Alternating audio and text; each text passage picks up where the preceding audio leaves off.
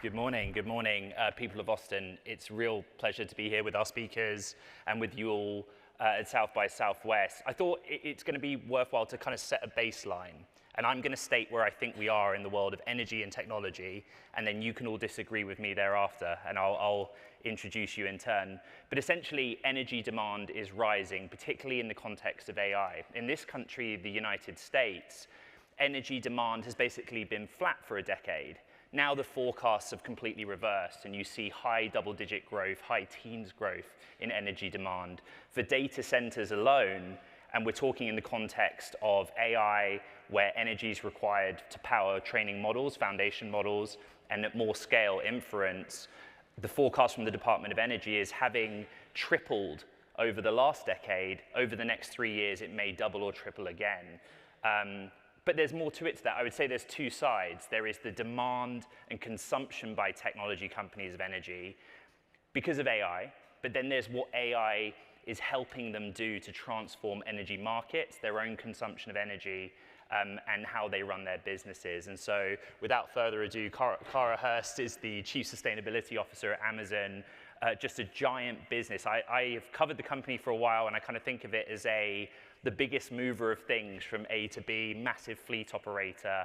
And with AWS, the cloud business, you basically have one of the biggest corporate buyers of energy on the planet. Clay Sell is the CEO of X Energy.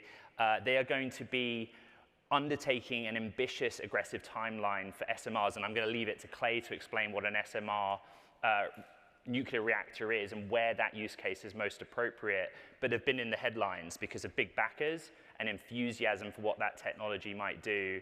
And then with Erin, you have somebody who has traded, hedged, packaged energy markets for about 2 decades. And right now, there is just that intense demand that we talked about. The thing that they kind of all have in common, and that all of us have in common, is that there is corporate mandated, federally mandated, societally mandated consciousness of climate change and emissions. So how can they do that? Address the surge in demand, source the energy from sustainable and renewable sources, and meet their own goals. And it's very difficult. And I think that's a good place to start with you, Cara. Sure. I don't know if you agree or disagree with how I summarize Amazon as the behemoth of moving things from A to B and running data centers, but you have both. You have a massive bill for energy to power your business, and you have a massive commitment over the course of the next 15 years on how that looks and how sensitive you are to your own emissions. Sure. Well, thanks for having us here today. And it's a really exciting and interesting time that we're in. And of course, I have the great honor of working across all of our businesses at Amazon. And one of the things that I do start by usually talking about is the diversity of the businesses that we're in, because a lot of folks, when we think about Amazon, they're familiar obviously with our retail business and our online business and our goods and services in that way. But we are also in cloud computing with Amazon Web Services. We do operate one of the largest fulfillment and logistics businesses in the world. But we also are in our studios business with our content creation. We have a medical business now with One Medical. We have satellites. We have a business in devices. We create lots of different brands around the world, on and on. So we're in so many different industries, and we have an opportunity through that to work with so many different types of companies with different industries, and to do that kind of decarbonization of the global economy with those partners around the world and through those different industries and products and services that we create. And of course, with that, there's energy needs. There's now an acceleration of AI and what that brings to our energy needs. But as you mentioned, we have also a very big and very, what I would call, aggressive commitment to sustainability and to decarbonization. So that's the Amazon Climate Pledge. Well, it is the Climate Pledge. And so we founded that. I've been at Amazon now for 10 years. And we founded that after working on, we're very science-led. So I want to start with that. And we founded that after looking across our global footprint for a number of years, looking at the IPCC reporting, looking at the science, looking at where the world is, but also looking internally at our own operations, and again, looking at the industries that we're in. So in 2019, we worked with Global Optimism, led by Cristiana Figueres, who of course founded the Paris Agreement, was a lead in that. And we said, we think we can go faster. And we committed to being net zero carbon across our global operations by 2040, 10 years ahead.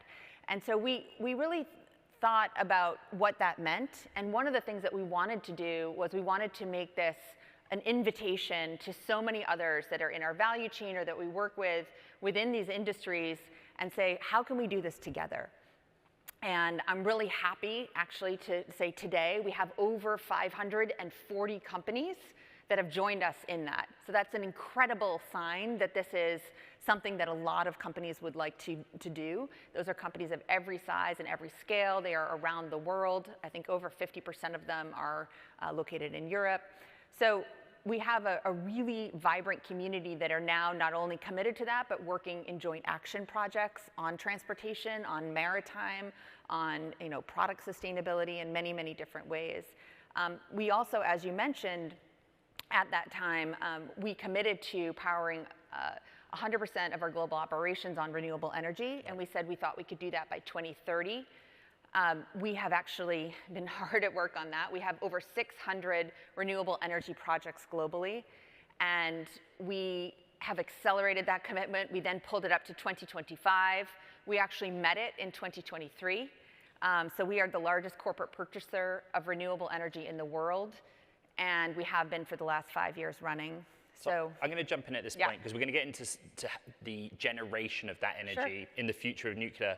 But Erin, I want to go to you. 2024, the stat was a record-breaking year for deals for renewable energy.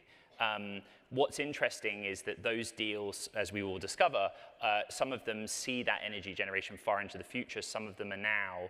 Just summarize what you see in the market from technology companies, where the demand's from, and what does that stat actually mean? Well, thank you, by the way, and Kara teed this up nicely. AES is a very large energy infrastructure developer, and what that means is we provide customer solutions for energy and varied needs. So as you alluded to, we do a lot with various corporate customers. And these are customers that may have different needs. There's different blends of greening. And some want 24/7. Some want an emissions footprint reduction. Some want load following. And some just want to participate in any way via either distributed generation or community solar. So we're seeing a lot of different ways to approach it. And in terms of what we're seeing is it's a time to power. And renewables right now, for AES obviously is a renewable developer, but what we're seeing is that we do not have the ability to ramp up to meet the power needs that are going to be required in the future without deploying solar, batteries, and wind. And so that was primarily what we do, though we do provide load and we provide retail load to some entities, and what you have to do is balance that. So we do have to provide power from the grid as well. But we are in the early stages now of getting requests, and a lot of requests for various different types of energy, be it nuclear, be it biogas, and other types. And so what we're looking at and what we see with AES is we're working to try and co-create with partners like Amazon or others to create a customized solution for them. And some of it is in the interim, where we're trying to find a bridge solution, and some of it is bigger picture, and some of it is meant bigger picture or longer term, excuse me. A bridge solution, because Claire, if I bring you in, yep, here we go. There are new technologies that are quite far away, but I think about the news cycle of the last few months. In fact, 2024, towards the end, it seemed like every week, one of the hyperscalers or another big technology company made a commitment to source nuclear energy or back to projects specifically. You were involved in one of those. You were able to raise significant funds from both Amazon and Ken Griffin. But in X Energy's case, we're not talking about what I would call a sort of a classic nuclear reactor. We're talking SMRs. So with that, introduce X Energy and what an SMR is, please. Yeah, thank you, Ed, and it's great to be with Kara, you, and Erin here on stage. Let me provide an introduction to SMRs. Please, yeah. Historically, when we think about nuclear power, in the United States, which provides 20% of all electricity. We think about the large, massive nuclear power plants, the huge cooling towers, the Simpsons, all Exactly. And those plants have become incredibly difficult and expensive to build. And we have an example of that, of 2 projects that were brought online by a Southern company in Georgia in the last 2 years. Incredibly expensive, over $30 billion. And I think over budget often. They were substantially over budget. So there has been a move within the nuclear sector for a number of decades, which says, how can we think about nuclear different? How can we redesign the plants to make them simpler, to make them safer, to make them more economic, and to make them easier to build, to facilitate a new build out of nuclear power. And our company, X Energy, has a particular design that is based on a fuel form, which I have here, that is fuel wrapped in ceramic and graphite material that cannot melt. We have this picture of it for scale. The point being, this is one unit in your design, but it would be made up of many tens of hundreds of thousands. This is a fuel form that in our classic reactor, our XE100 reactor, there would be 220,000 of these pebbles in a fuel column. But what is unique about this fuel is that it cannot melt. Unlike the fuel that is used in traditional nuclear power plants that is clad in metal, this is clad in ceramic and graphite. And so the fuel cannot melt. It's designed into a reactor that is intrinsically safe, which means there is no scenario where the reactor can melt. And when you start with a reactor that cannot melt down, it changes completely the way you think about deploying it. You don't need as much room. You don't need a big emergency planning zone. You need fewer containment systems, fewer systems that would operate in the case of an accident, because a meltdown accident is not possible. It's hard to fathom a little bit, isn't it? But you have to imagine, what was it, Clay? 220,000 of them go into a single SMR. Go into a single SMR. And so if you see the image on the picture and you see the little man, I'm going to pass this back to Clay. I can't be trusted with the reactor core is, it's 24 meters tall. And it's about, it's a couple of meters in diameter. And so it's a pretty, it's a large core. But importantly, all of the components are of a size that can be made in a factory, in a quality controlled environment, shipped to the site and assembled. So there are a number of aspects across our design that we set out from the beginning. How do we make plants more economic, easier to build, more quick to build, so that we can make nuclear power boring? So let's tie this back to where we started, which is where the demand is coming from. Would you say that you've been able to kind of raise funds specifically because there is demand and future planning from the data center operators, the hyperscalers, and AI? Ed, even before data centers and the hyperscalers entered our consciousness about 2 to 2.5 years ago, the world was already on track to double electricity demand by 2050, like in 25 years.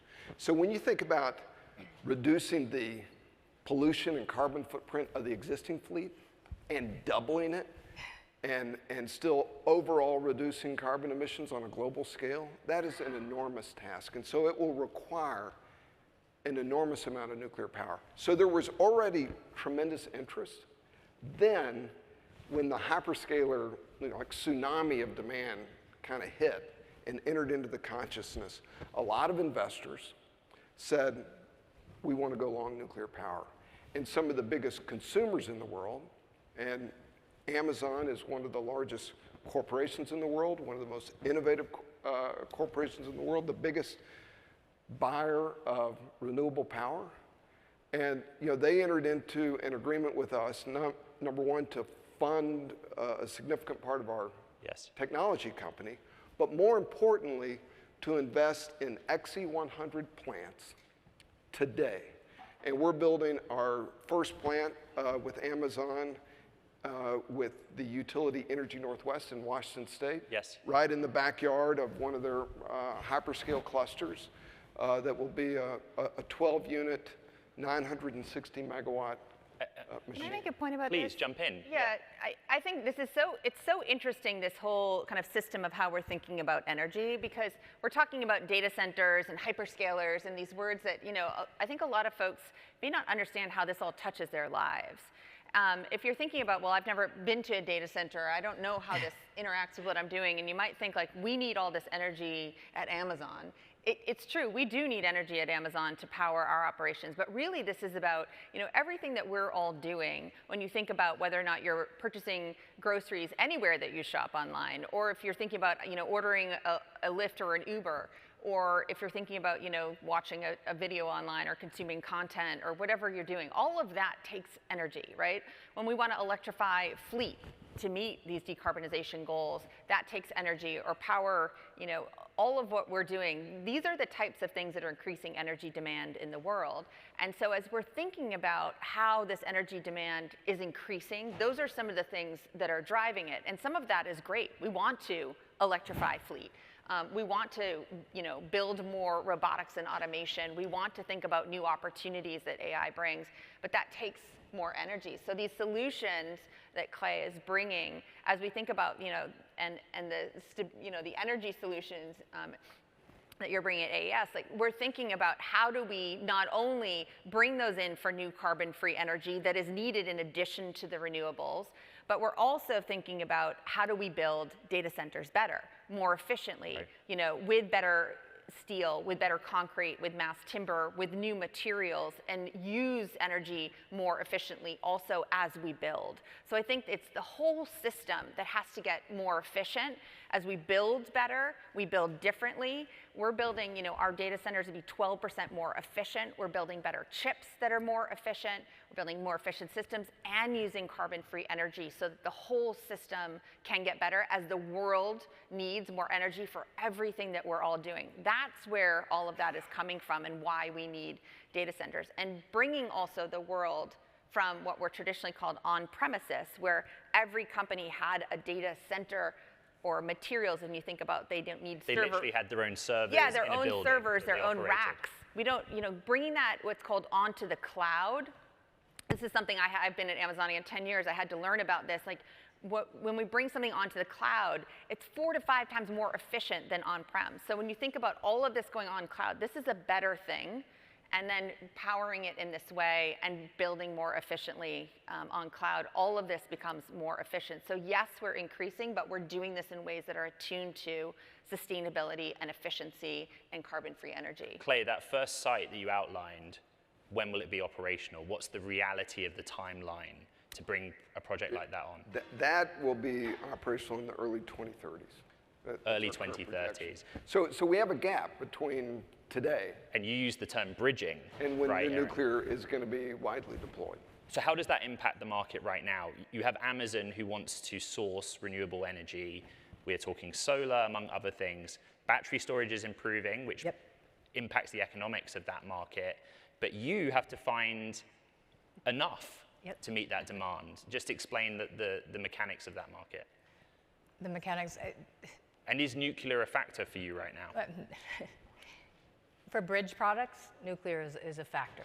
AES, because we provide solutions, we often source from third parties as well to provide around the clock power when it's needed. Obviously, reliability is huge, and intermittent power, that is renewables produce intermittent power, and so you can't always rely. Batteries have helped with that. One statistic, I believe, if you look at what's being brought online over the next year, though, it's 93% is going to be solar, wind, and batteries. They're expecting to deploy 18 gigawatts of batteries. I think it was 4 gigawatts of nat gas. Right. So to your point, we're moving renewables out. That is the fastest time to market and building renewables to bring it in the near term, while also looking forward to partner eventually with other people to provide longer term solutions or improve the performance of the batteries. And that's where AI does come into play too, where Kara mentioned efficiency, improving efficiency, faster builds, cheaper builds, improving how we operate things, using AI, and you're getting more out of what the grid already has. Clay, jump in. You know, it's incredibly exciting to see what has happened with renewable power and batteries in the United States. But the capacity factor of a solar plant is roughly 24%. Right. The capacity factor of a wind farm is typically between 35 and 40%. Batteries provide today economically about 4 hours of storage. And that is a problem when you're operating a data center 24/7. Right, and that gives you optimism that you will be offering. And that is the unique value proposition that nuclear provides. Small footprint, smaller than wind and solar, 24/7 operation, zero carbon emissions, zero pollution emissions.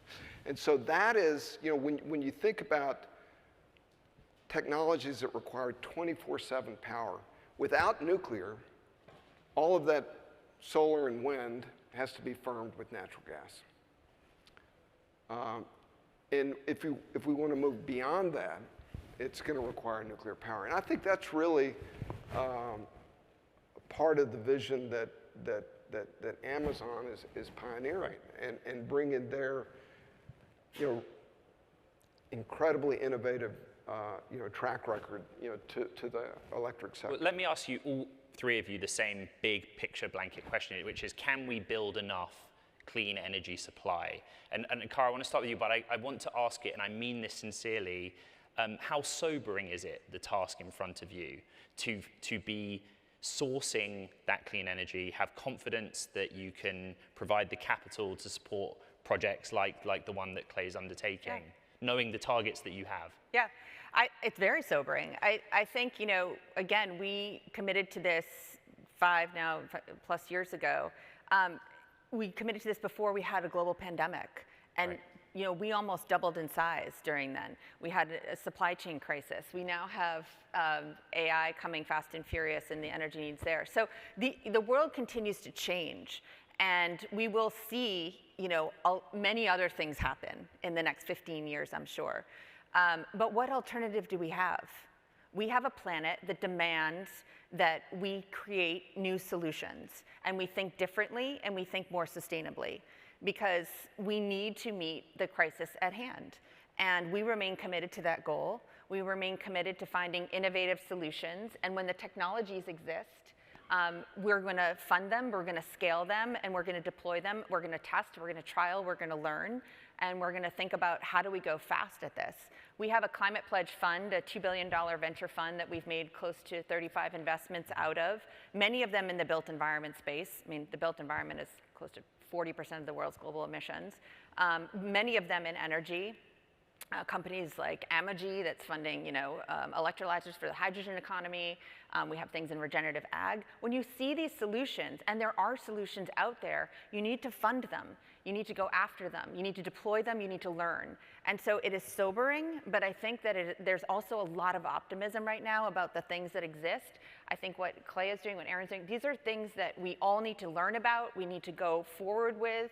We need to, you know, partner is the key word, and just, you know, go as fast as we can, because we don't have a lot of time. But the solutions exist, and we need to go faster at them. You know, Clay, same question, but we have a new administration in the White House. How big a factor is that in the field of nuclear? And in that context, what are the biggest challenges for your SMR technology deploying it into the real world? What do you need to happen over 4 years or beyond to accelerate the path that you're on? We have, with a single customer in Amazon, a target of deploying at least 5 gigawatts, 5,000 megawatts of new nuclear generation by the end of the 2030s. That would be 64 of those units. That's less than half of what we expect to sell during that period. That requires us to create a future that today does not exist. And we live to do that at X Energy. 2 of our philosophies are dare to disrupt, and we do today what other people do tomorrow. And so we have to rebuild the nuclear supply chain in the United States. We largely, in this country, got out of the business of building nuclear power plants 40 years ago. And so it is, so the prospect of bringing manufacturing facilities back, producing the large vessels here in the United States, producing new nuclear fuels here in the United States. I'm in the fuel business. We're building the first advanced nuclear fuel manufacturing plant in Oak Ridge, Tennessee right now. Do you have a sense for President Trump's attitude towards your industry and his plans for it? The president has been very clear, as has his new secretary, Chris Wright, that nuclear is a significant part of his strategy, which he calls energy dominance. He's been a big supporter of SMRs, and it makes sense because there is a technology peer competition going on with China, with Russia, and with really the French and the Koreans. And who wins that is critically important to both our energy security, our domestic manufacturing, and our national security. And so winning the nuclear technology race and bringing these innovative next generation plants to the market and dominating that market both here at home and in exports abroad is a very significant part of the new administration's strategy, and we look forward to working with them. Do you need to see regulatory and permitting changes? We have seen regulatory changes over the last few years. It's easier to get a nuclear power plant license than people think it is, and we're going to show that at X-Energy. But still, there is tremendous pressure and emphasis on removing regulatory barriers, and I think we'll continue to see the benefit of that for the sector and for the public and the environment. Erin, you did a great job on the demand side of the equation, but what faith do you have when you see the market for energy and all of the sources that you are in the marketplace for, that the supply will come to meet the demand? I have total faith that the supply will come. Markets drive innovation, and the demand is there. And as long as the corporates such as Amazon continue to hold firm to their goals, there will be the money and the demand behind it that'll allow us to move forward. If you look at the grid, I mentioned some statistics. They're going to build 36 gigawatts of solar and 18 gigawatts of batteries, and I think it's 7 gigawatts of wind are forecast to come online this year. And that is all new, and it's additional.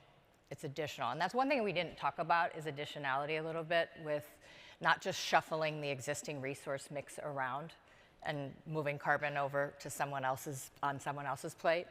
We have a lot of interest and support behind bringing new resources online. We're experiencing a lot of headwinds right now. You mentioned the new administration. Right. How does that manifest in the market? It manifests uncertainty. It's a capital-intensive market, and capital-intensive markets don't like uncertainty. And so with the tax credits and the rules not being set and moving back and forth, declarations of wind, blocking wind and things like that, and the push for nat gas, I think people need to revisit this narrative and understand that they complement each other. Nat gas is not an enemy of renewables. Renewables is not an enemy of nat gas. Batteries can charge from the grid, which includes nat gas. So there will be the ability to employ a diverse set of resources to be able to meet this demand. And when you say additionality, once a long time ago I covered OPEC in the oil markets, and it was a very simple equation. If you put more oil into the market, the price goes down. And if you restrict the production, the price goes up. When we think about renewable sources of energy, you're talking about more solar coming online, more wind coming online, later nuclear, and then there's the storage factor. Does that lower the price per kilowatt hour that Cara has to model through to 2040? It had been, solar in particular had been declining until about 2021, at which, and this is a lot of regulatory and supply chain and tariffs and other issues where the market is now or the cost of renewables has increased. And if you look at it though, relative to other sources, it's still the cheapest, and the cheapest that you can bring online in the near term. But the learning curves associated with things and the ability to use AI, as we'll describe later, we have a facility that we're working on with Amazon, Amazon has the offtake from one of our facilities in California, Baldy Mesa, and it is a storage plus battery. And we utilize AI, picture of it. This is an image of it, yeah, we'll bring it up in just a second. Okay, we utilize AI to optimize the battery. There's a lot of factors that go into battery optimization. Some of it is how much we can charge from solar to be net zero or to have zero emissions. Some of it has to do with capturing the pricing differentials in the market to move power from less expensive times or even negative prices at times into times when they're very high prices because solar comes off. And so we're able to use that AI to enhance that and make it more efficient.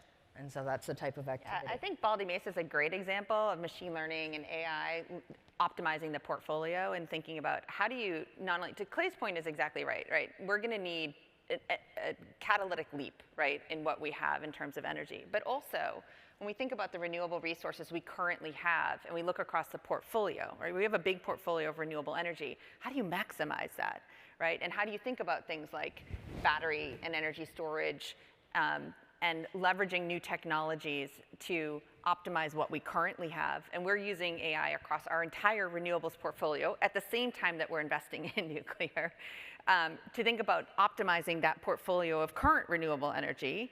And we need grid modernization, and we need new things, right, as you've already pointed out. But optimizing that portfolio of current energy to maximize what we have and utilize that and get better and better and better about what we currently have. Could we go to the other side of Amazon then? I think it's a good time to kind of think about Amazon as the fleet operator, the e-commerce business that we're more familiar with, but you also mentioned the studios. I think people would be surprised about film production and it's the consumption of energy there.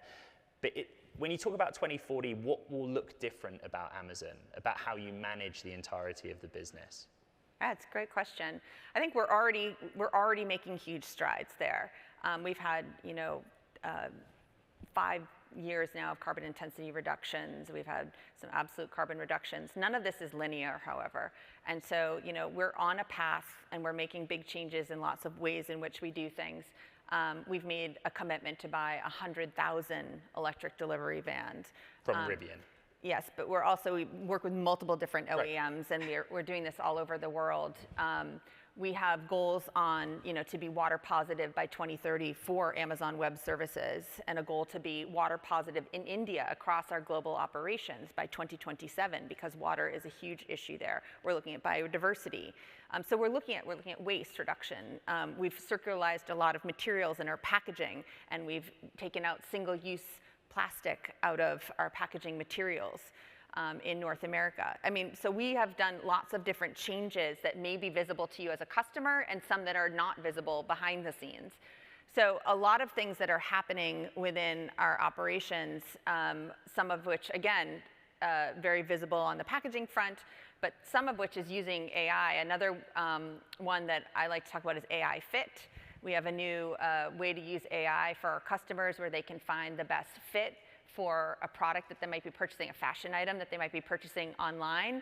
And you think, well, why is that necessarily important? It might be great for someone to find, the right fashion item that they want to purchase. But what it does is it also means people are purchasing the right item. They're a happy customer. That's great. You can find the thing that fits you best and that you like best. But it reduces returns, which if you think of the whole product life cycle, then takes, that's going to eventually take trucks off the road. It's going to reduce waste. It's going to really think about one of the biggest impacts for us is returns. And taking fewer trucks off the road, if we have to have less returns and we have to have less waste that way, that has a huge environmental impact. So AI is making a big change there. We have another one which looks at product damage in our fulfillment network and inspects for product as it's going through our fulfillment network using AI and takes damaged product out so that we don't ship damaged product. That's another way to reduce waste, right? Because if once the worst thing you want to do is ship a product that's somehow getting damaged within the fulfillment network to a customer, and then they have to return it, and then you have to ship them another product. So where we can use technology and new tools to think about reducing those kinds of things within the fulfillment network, better customer experience, reduction of waste, reduction of fuel by taking trucks off the road, those kinds of improvements, hopefully it goes back to what great you were saying. customer experience, but also really better for the environment. Using the renewably sourced energy more efficiently. Using all of the resources more efficiently. We've had, we call it something called the reduction of our packaging waste, where we ship something to you in its own product packaging. Right. Sometimes see-through rather than the sort of known Amazon box or the white package slip. Correct. Yeah. It's an interesting experience for some people when they receive a package on their doorstep which doesn't have an Amazon box around it. That can be a new experience for a customer, but you don't need that extra packaging. And so we have more and more products coming that way. That's a change in experience sometimes, but it just means less waste at the end of the day that we all have to take care of. Okay, Clay, give me this one. It's going to be a hard pivot, but we'll go for it nonetheless. Where are SMRs a good fit for which industries, and what does people's psychology, I guess going back to the change in packaging example, how do people's psychologies about nuclear need to change? We're talking about the future 2030s, 2040, where you envisage a world where there are SMR sites, but they're actually in close proximity to the industries they're serving, right? Not necessarily just data centers. Explain that world to us and how we get there. Well, first, here's a change in packaging. Right. It's a completely new, Thank you. That was probably better. Yeah. I like the silver one. To build fuel. Let me just, when we look to the future, look at the image on the screen. This solar farm, it's beautiful. I love solar. I've developed solar in a previous life. That farm will not be around in 2050 because they don't last that long. All of the wind farms that you see across the state of Texas and across the country will not be here. You were talking about the life cycle of the technology. I'm talking about the life cycle of the technology. So everything that you see being built is going to have to be rebuilt and doubled or tripled in size by 2050.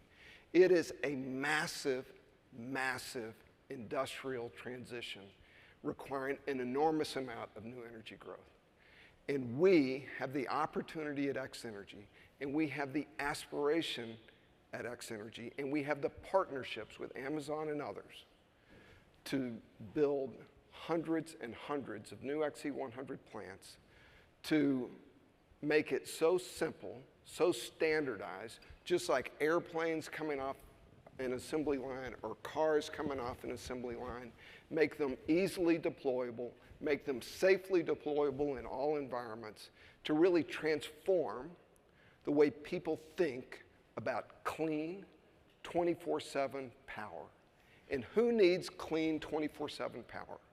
A lot of the industrial sector. So if any of you are from the Texas Gulf Coast and you've been down to Houston and you've seen petrochemical facilities as far as the eye can see, those are all powered by natural gas, which is burned to provide steam and electricity. We are developing a project right now with Dow Chemical at Seadrift, Texas, to replace 3 gas turbines with 4 XE100 reactors that will provide completely clean steam and electricity to power an ethylene plant. So the industrial sector is a major focus of ours at X Energy, and other entities, big industrial users that require 24/7 power, like data centers. Can I just hold you to where we started the conversation, which is the public perception of nuclear through the lens of Homer Simpson? And when I was a kid, that's actually probably what I knew about nuclear power plants. But do you feel like that there is public support for your technology, or that more is needed to basically explain it and to put people's minds at ease if they have concerns? We can always do better, but the environment for nuclear power has changed completely. And that's revealed in the data. Mm-hmm. It's revealed in the politics. Center-left, Democrats support nuclear power. center-right Republicans support nuclear power. There's an interesting phenomenon for people, 60 and older that remember 3 Mile Island or Chernobyl or the China syndrome. They have a more negative view on nuclear power than many. But people 40 and younger are enormously open and supportive to innovation, to technology, to clean energy, the importance of clean energy. And that has really driven a complete change in the acceptance of nuclear power. We're developing a project in Washington State with Amazon. We're developing a project in Calhoun County, Texas with Dow. Those communities are enormously supportive. They have a reason to be educated. They understand the risk. They understand the risks are so minimal. And they see an asset that's coming in for the next 60 There's an to 80 opportunity years for that town. that gives that town, that community, economic vitality for the next 80 years. So I will concede that maybe we started this conversation with an element of anxiety about the demand for energy and whether we'll ever meet it. The balance in the market of sourcing those renewable energy sources versus but actually there are some net positives. If you think about the Delta Wind Farm, for example, perhaps that's infrastructure and a project that comes to a town or a state that hasn't got any, what I would call legacy energy industry there. How do you see that playing out in your field? Yeah, and you spoke to it with the communities, and I know at AES, at the root of our whole development strategy is improving individuals' lives in the areas that we build. I'll tell a story just because I love it. When I work a lot in New York with the development team, and I asked them all one night when we were at dinner, what is your favorite project? And 9 out of 10 listed the same project, and I asked them why, and they said, because we love the landowner so much. He comes out, he's part of this project, he feels a part of it. And the Delta Wind Farm, which by the way is the first utility scale wind farm in Mississippi, and Amazon is an off-taker of that wind farm, is a good good example of dual use. The landowners continue to farm around the wind turbines. You can see the picture, I don't know if we have a picture of it, but they're able to farm as they were before with a little bit less footprint around these. And so you have a good use of agriculture, sustainability on that front, and then you also have zero emissions power coming to the grid via a wind farm. And so extra revenues, what you were saying, bringing vitality, allowing some of these landowners even to keep their land within their families while they wait for while there's a current volatility. We know what the markets are like for agriculture, or if they have a bad year of farming. And so there's a little bit of extra income that they can look to. And as I said before, they're very much a part of these projects, and we view them as parts of these projects. And I'm sure if you've been to a ribbon cutting or something like that, it's very much a community. Yeah. Erin, I was just going to add to that. And I think people are really proud also when they see, we have large utility scale wind and solar farms, but we also put solar on the rooftops of our fulfillment network in our building, and people are really proud to work in those buildings. And we've quantified, and there's data on our websites about the economic impact of the renewables investments that we're making, both in terms of jobs and dollars to the community. And so there's a lot of great data about that. And we wanted to put that out there because it isn't just the impact of the renewable energy, but it is all of that economic development that happens. But we've also done things like we have a career choice program for the fulfillment associates that work in those buildings where we pay for people to go back and get an education in fields unrelated to Amazon. It's a bit quirky. But we like to do that where people can pursue associate's degrees and other things where they can get an education in fields like nursing or trucking or things that they're doing unrelated to the fulfillment job that they have. And one of the things we did was to get a photovoltaic installation certification. And so you can work in a building that has solar and be working on that certification. Hopefully one day that you would be working on, repairing what's on the roof of your building. I'd love to think about what they could be doing in a growing nuclear industry because these are really well-paying jobs They're highly technical, but these are also, it's a growing industry. There's a distinction between a sustainability job and an energy job. In other words, it doesn't have to be energy related. Absolutely. There's lots of things that are growing, and whether it's electrical engineering or other things like that, growing jobs, or jobs in maintaining lots of these systems.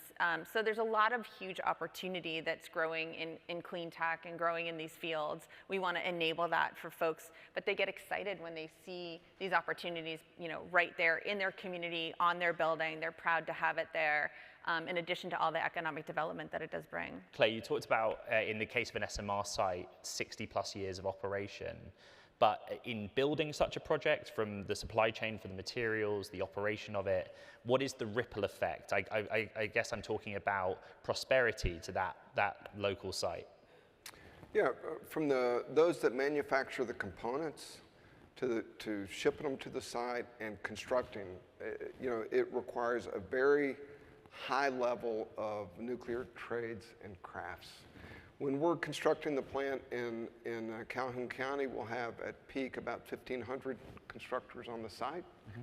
And these are, again, the highest quality of construction jobs. And that's, again, when we reimagine the future and think about what it's going to require to meet this incredible energy demand and do it with clean, firm, super safe nuclear power, that's going to require a substantial reindustrialization of America, of bringing new manufacturing jobs back here to the United States.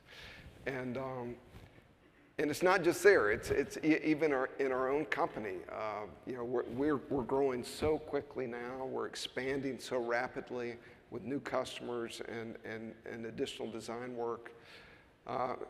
I'm hiring 300 people just this year at X Energy. So for the young wizards in the crowd that want to be part of saving the world and bringing clean water and clean electricity to the globe, come join us at X Energy, because there is an amazing demand for talent. If you have a huge capacity for work and you're extraordinarily bright, we've got a place for you at X Energy. Yeah, Erin, a lot of this is exciting. It sounds very expensive to me. Who's going to pay for all of it? In the examples we've given, Amazon is backed with investment, a specific project with X Energy and Clay. But you gave us great confidence about the supply coming online. We talked about the benefits to rural communities in particular. Somebody's got to write a check. Where do you see the check coming from? There's going to have to be some kind of tax benefit, I'm imagining, in order for it, as there is with any new technology. But there are investors that are looking to invest in hard assets, and particularly with viable returns.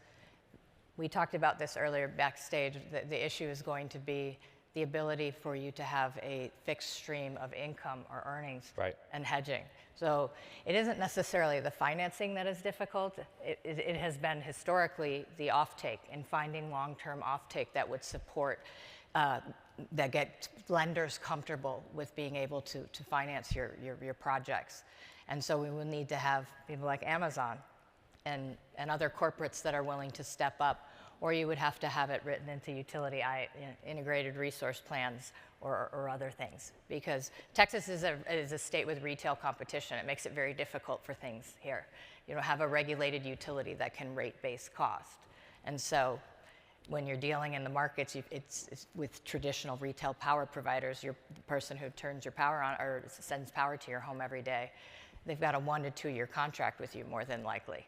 And so it doesn't fit their business model. And that's where the corporates have stepped in en masse, on top of all of the states that have renewable mandates that have also driven all of this too. But I imagine, again, it will have to come from a stable source of income. I mean, Clay, add to that, but yeah. I'd also say if you want to scale your business, 500 million is amazing. You need billions and billions of dollars to scale. Of course. Let me tell you how we're going to do it. Because I want to make nuclear boring, and it has to be highly economic. And I want everyone to get up and leave. Do not make nuclear boring.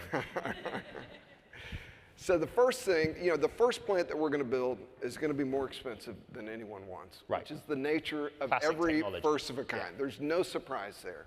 So how are we addressing that on this first plant? We won a massive award from the Department of Energy, and they are covering half the cost of the first plant, and Dow is covering the other half. That's on the first plant. On subsequent plants, there are still a number of incentives that will help. Subsidized loans from the Department of Energy and tax credits, either an investment tax credit or a production tax credit. We have an opportunity with Amazon, a single customer, and possibly over 2, 3, 4, just 4 sites to build the entire 5 gigawatts that we want, the entire 64. There is interest among infrastructure capital, the big infrastructure players, to come in and participate in that second of a kind to nth of a kind and get to blend the risk and get a return that is attractive.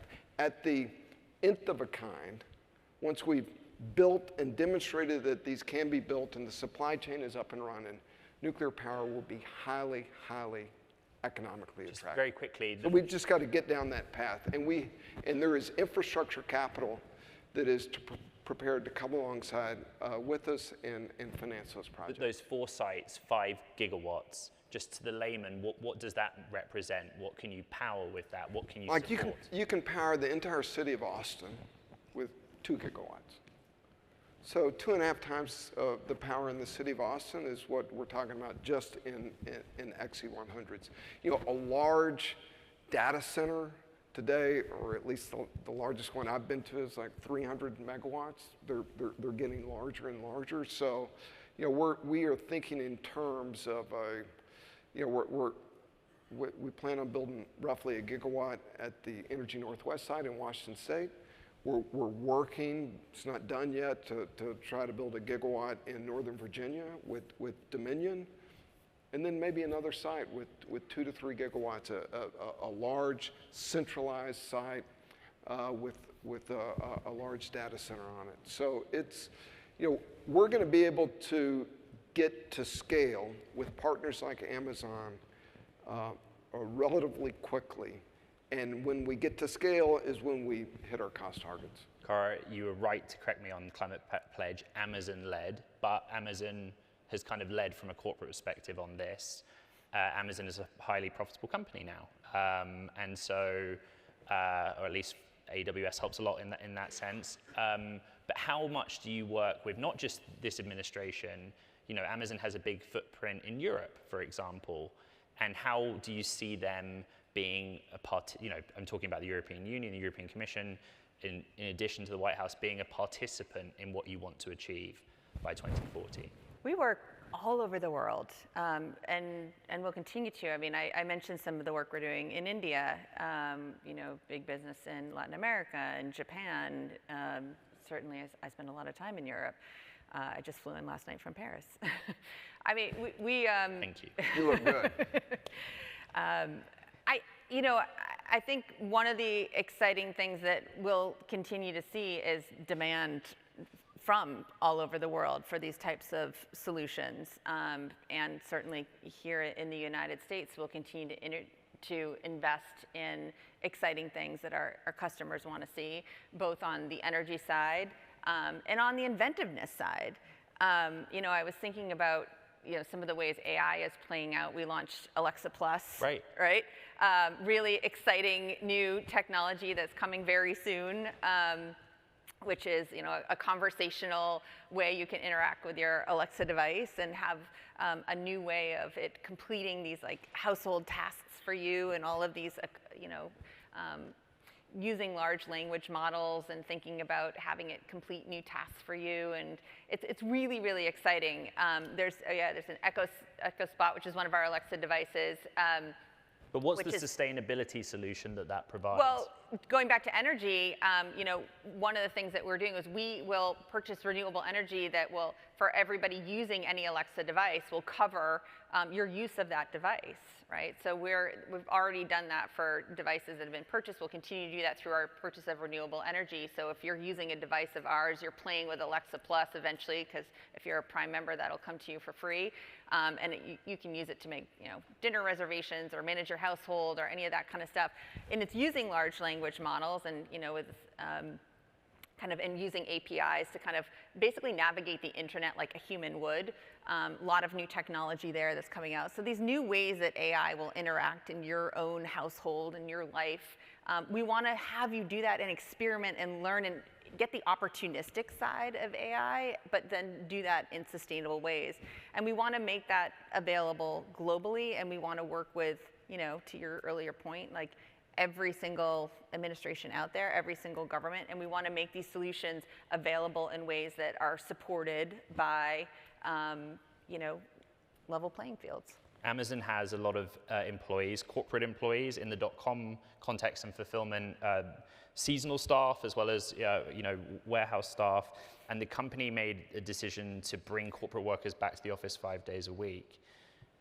What's the calculus on that? Having people in your own facilities that you operate, the energy footprint of your own operations from a personnel perspective, having people commute, things like that. I just find that to be an interesting part of energy demand. The folks in our fulfillment centers never left. So, Of course, yeah. Yeah, and that's the vast majority of our folks. And a massive respect for those folks who worked tirelessly through the pandemic getting supplies, masks to folks, and emergency health supplies to people when needed. And so I just always start with that because for those of us who were allowed to shelter in place and stay safely at home, we had folks working almost as a national service during the pandemic. I came back to the office very early myself. As soon as I like being in the office, as soon as I could. It's been great to have people back. It's a smaller percentage of our folks who are in the corporate offices, but I always start with one. Our offices are mostly in cities, and we encourage.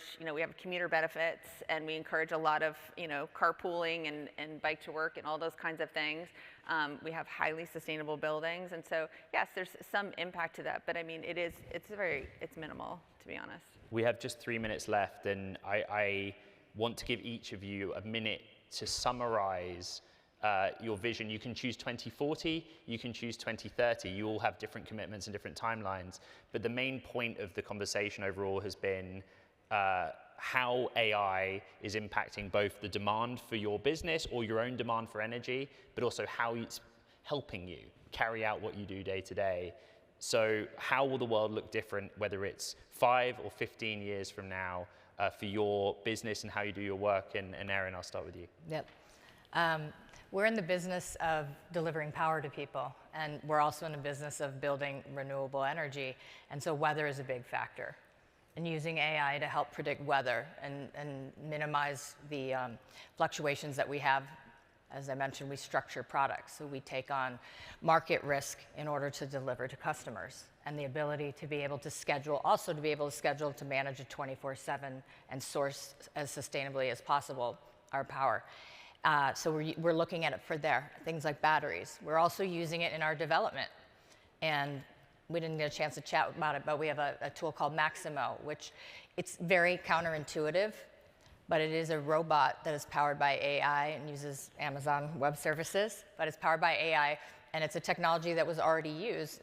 And what it does is it allows people to have a better work experience and a more inclusive workforce. Lifting 65-pound panels in the middle of the desert heat is very limiting to the amount of people that that either want to do it or that actually can do it. And Maximo allows us to do that. And using that, we can install 2 times as fast and at half the cost. And you're still employing people. They work alongside it. It's an augmentation tool, but it's a facilitator. You mentioned cost and things like that. So things like that we will continue to use. Clay, if you succeed, 2040, what does it look like? Well, AI will have changed the demand picture, as we've discussed. We will have multiple plants, many plants deployed, and we will be designing, providing services, licensing, doing safety analysis with the benefit of AI in ways that we certainly can't even imagine today. And that's the exciting thing about this period that we're in. It's changing so dramatically. But I'm in the big infrastructure, the big industrial tech capital business, and so we have to always be ahead of the curve because these investments take a long time and they last a long time, and we've got to get it right, and they need to be clean. And Cara, finally, if the commitments of the climate pledge are met and you're successful, what will that materially look like in a world where Amazon is still Amazon? Well, I want to start by saying we're really only roughly a 30-year-old company. So we forget that a lot. We've seen the photo of Jeff in his garage. But think about that. So 15 years from now, that's half of our lifespan as a company. And so that, I just want to put that out there to think about how much you can accomplish in 15 years when you think about what we've done in the last 30. That's wild. So I am so excited for the next 15 years to think about what we can do and how much we're going to innovate and how much we're going to change together, how much the collaboration is going to bring in these industries and the scale at which we're going to do this. The Climate Pledge is an amazing opportunity for us to work within industries and to transform those industries which have been needing transformation in the built environment, in transportation, in cement and in steel, in the maritime industry. And these industries that have really been, needing a bit of a push, and we have that now. And so I'm really excited about these new technologies, and I feel like we're on the precipice of just a massive revolution that is coming, is here, and we're willing to invest, and we're going to see a change. So it's an exciting time. Austin, Texas, AES Head of Environmental Strategy and Markets, Erin Eckenrod. Thank you. Clay Sell, CEO of X Energy, and Cara Hurst, Amazon's Chief Sustainability Officer. Thank you very much for being here with us.